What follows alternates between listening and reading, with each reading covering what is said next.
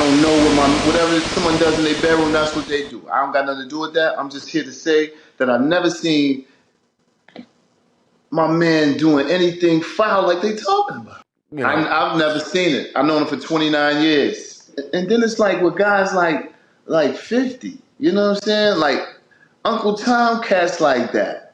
You know what I'm saying? It's like now you want to put me. I don't know if y'all saw the poster where 50 posted about me. Of course you guys seen it. Yes. Right? Yeah. Yeah, you know what I'm saying? But, you can't brush under the rug. I don't see anybody reporting about what Tatted Up Holly said about him beating her up and about, you know what I'm saying, his other baby mom saying beating her up. I just look at it as, he wants to bring the black community down worse than anyone else. How is that so? I said what I said on my post, and I'm standing on that too. Now, since he didn't accept what my offer to him, and he want to continue to be a comedian, why don't you go make some movies with Michael Blackson and don't talk about me? Okay. If you don't want to fight, if you don't want to donate to charity, donate the bread to charity and fight.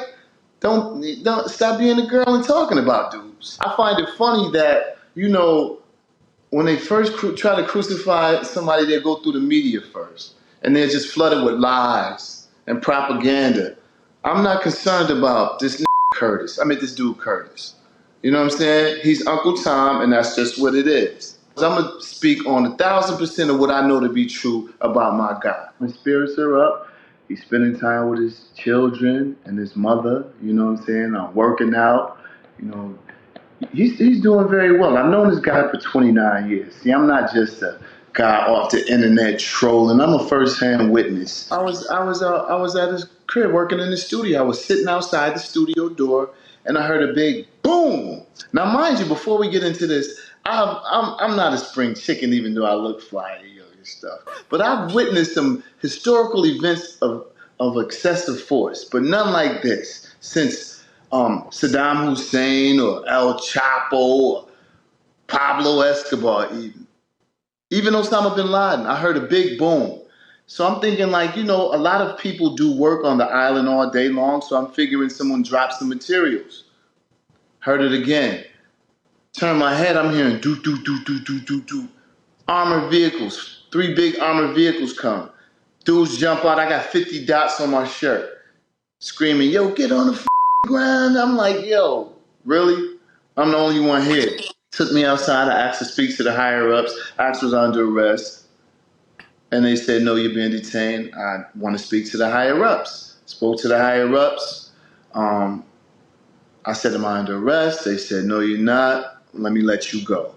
Boom. Let me go check your bags. You don't have any weapons and all. I'm like, I don't have any weapons. I saw them take like a bag of one bag. I'm sure they took some electronics, some of the camera stuff and all that. Probably they didn't want him to get a look at what they were doing to his crib, like how they came in with the armored trucks. Of course, they took all that stuff. I just don't want to get too much into that. I just know that I walked in and they messed the man crib up. You know what I'm saying? And they did his crib dirty. And I haven't seen anything like this in a long time. He was just devastated, just merely because he was going out of the country with his daughters for spring break. And they had to witness things like that at the airport. I believe that would kind of shift the thinking of any man in general. If you're going on vacation with your kids and the feds show up and ruin your trip, and it's their senior year, you know what I mean? So I know he was more hurt by that.